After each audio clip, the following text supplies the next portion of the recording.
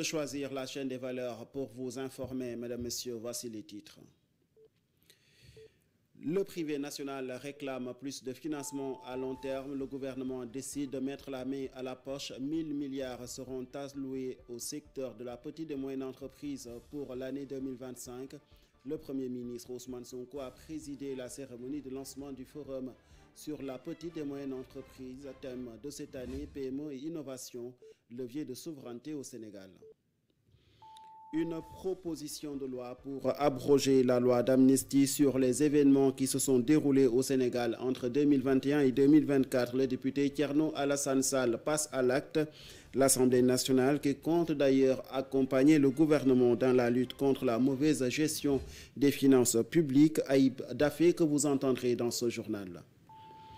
Plus aucun cas de Crimée-Congo détecté à Kaffrine. La bonne nouvelle vient du médecin-chef régional de Kaffrine, le docteur Mbaye Thiam.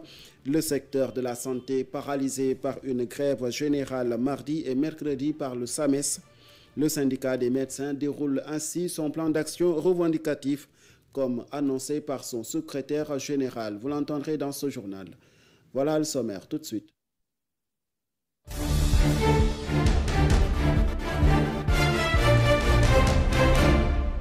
Messieurs, bonsoir et bienvenue.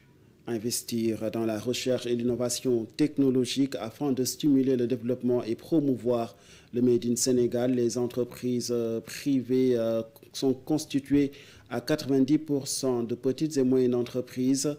Elles font face à d'énormes défis aussi et pour y remédier, le gouvernement compte mettre la main à la poche. Le privé national de son côté réclame des financements à long terme pour booster le développement de la petite et moyenne entreprise au Sénégal. C'était en marge de la cérémonie de lancement du forum sur les petites et moyennes entreprises, thème de cette édition, PME et innovation, levier de souveraineté au Sénégal. Plus d'explications avec le président de la CNES, Adam Lam, au micro de Cheikh Oumar Tall. Je le répète depuis plusieurs années, nous ne pouvons pas faire de l'industrie, de l'innovation avec un financement qui s'articule autour du moyen et du court terme, c'est-à-dire entre 5 et 7 ans. Il nous faut des ressources longues. Il nous faut rechercher aussi, Monsieur le Premier ministre, à améliorer la position du Sénégal dans ce qu'on appelle l'index mondial de l'innovation. Nous sommes en tout cas en 2023 à la 93e place et nous avons des arguments valables pour pouvoir espérer mieux. D'autant plus que si vous regardez le rapport entre l'innovation par rapport au PIB, le Sénégal est plutôt en avance par rapport aux attentes. Par contre, si vous regardez l'innovation par rapport aux investissements, nous avons du retard. Le thème d'aujourd'hui, donc, est une opportunité pour chaque Sénégalais, pour chaque partenaire, d'évaluer et de prendre conscience que nous avons besoin de chacun parmi nous pour que les choses changent dans notre pays. Malgré la bonne volonté manifestée, malgré les défis, malgré le manque de ressources, notre pays demeure un pays qui a un potentiel de développement énorme. Et sachez que dès le mois d'avril 2025, un pacte de financement de 1000 milliards sera signé avec les partenaires garantissant ainsi le soutien effectif de l'État du Sénégal au privé national. L'objectif pour le gouvernement est de porter les crédits alloués aux PME et PMI de 600 milliards en 2021 à 3000 milliards pour les 3 années à venir. L'annonce a été faite par le Premier ministre Ousmane Sonko qui a ouvert le lancement officiel du forum sur la PME au Sénégal. Ces propos sont recueillis par Cheikh Oumar Tall. Le Sénégal, il a besoin d'accorder aux investisseurs qui viendront de partout du monde et qui sont les bienvenus dans le cadre de coopération ouverte et mutuellement bénéfique. Ils sont les bienvenus. Ils ont besoin de trouver des pays stables, mais qui offrent un certain nombre de prérequis, comme l'a rappelé tantôt M. l'ambassadeur d'Allemagne. Nous ne pouvons pas aujourd'hui développer le pays si on est même incapable d'offrir de l'énergie en quantité, en qualité et à des coûts abordables. Et c'est pourquoi nous avons fait une option totalement différente de celle que nous avions trouvée ici. Nous avons besoin, à l'horizon 2050, de produire à peu près 10 000 mégawatts d'énergie. Nous en produisons à peine 1800 aujourd'hui. Ça vous donne un aperçu sur le gap. Et c'est pourquoi, très tôt, nous avons initié les discussions avec nos partenaires dans le cadre de l'exploitation du gaz de la GTA pour pouvoir capter le maximum du gaz à travers un pipeline à construire et alimenter le marché national dans le cadre du gaz tout pour. L'option qu'on a trouvée ici, c'était la liquéfaction presque de tout ce gaz-là et son exportation brute, nous laissant dans une situation de devoir continuer à importer des hydrocarbures pour alimenter nos centrales. Et une proposition de loi visant à abroger la loi d'amnistie qui a été adoptée en rapport avec les événements tragiques survenus au Sénégal entre 2021 et 2024. Thierno Alassane Sall passe à l'acte. Le député à l'Assemblée nationale considère que ces atrocités qui se sont produites au cours de cette période sont des crimes graves qui ne peuvent rester impunis. Le député a rappelé que ces événements qui ont profondément marqué la société sénégalaise relèvent de faits d'une gravité exceptionnelle et que la justice doit prévaloir pour garantir une réconciliation nationale sincère et durable. Selon Alassane Sall, de ses propos, une nation ne progresse que dans la vérité et la justice. L'Assemblée nationale pour parler de la publication du rapport sur l'état des finances publiques. La majorité parlementaire s'est familiarisée avec le texte. Objectif, comprendre le contenu du rapport et la responsabilité parlementaire des députés qui sont à l'origine de l'autorisation des crédits. Au Sénégal, le groupe parlementaire PASTEF compte s'engager aux côtés du gouvernement pour mettre fin aux pratiques criminelles dans la gestion des fonds publics. Mohamed Aïb Daffé. On a vu des manipulations sur la dette, sur le déficit, des dettes qui ont été contractées sans autorisation du Parlement. Et tout cela, en tout cas, pose un problème sérieux donc de démocratie et pose un problème sérieux de bonne gouvernance. Donc pour nous parlementaires, il est impératif de pouvoir prendre des mesures, de pouvoir agir pour éviter que cela se reproduise. Il faut agir également pour pouvoir sanctionner ceux qui sont, en tout cas, ceux qui sont mouillés dans ces forfaitures-là. Donc c'est pourquoi nous avons jugé opportun par rapport au rapport définitif de la Cour des comptes, puisque on sait qu'au niveau de l'Assemblée nationale, nous avons une commission des finances et du contrôle budgétaire, mais nous avons également plusieurs mécanismes qui peuvent nous permettre d'aller plus loin par rapport à ce rapport-là et par rapport aux recommandations de la Cour des comptes. On peut déclencher des missions d'information, des missions d'études, des commissions d'enquête parlementaire, auditionner. Donc tout ça est du pouvoir, du ressort de l'Assemblée nationale. Mais faudrait-il qu'on ait quand même les bonnes informations. Et comme on est dans un domaine assez technique, nous avons pris la tâche de monsieur le ministre, qui est un économiste chevronné, pour pouvoir vraiment échanger avec les députés du groupe sur ces questions-là. Résultat, le Sénégal se trouve aujourd'hui dans une impasse financière et pour y remédier, il faudra forcément serrer la ceinture et du courage pour rectifier les inégalités notées. Entre-temps, la baisse des salaires des fonctionnaires fait partie des options entreprises par le gouvernement, mais pas seulement. Suivons à cela les explications de Ali Narengaï, il est ministre conseiller. Monsieur le Premier ministre a entamé un diagnostic sur l'ensemble des projets qui étaient exécutés, autour de 500. Et les premiers jets ont montré qu'il y a des redondances même dans ces projets-là. Évidemment, on ne peut pas accepter d'exécuter le même projet dans les mêmes zones, n'est-ce pas, avec les mêmes objectifs. Il va falloir rationaliser ces projets-là. Et je pense que c'est là où l'accent devrait être mis également pour pouvoir, s'il y a lieu également pour peut-être les hauts fonctionnaires de faire un petit sacrifice également pour que tout cela entre en tout cas dans la musique économique, ça on pourra également peut-être le faire. Mais aujourd'hui, Je pense bien que ce qu'il faudrait, c'est que tout le monde soit solidaire, en tout cas du gouvernement et de l'exécutif.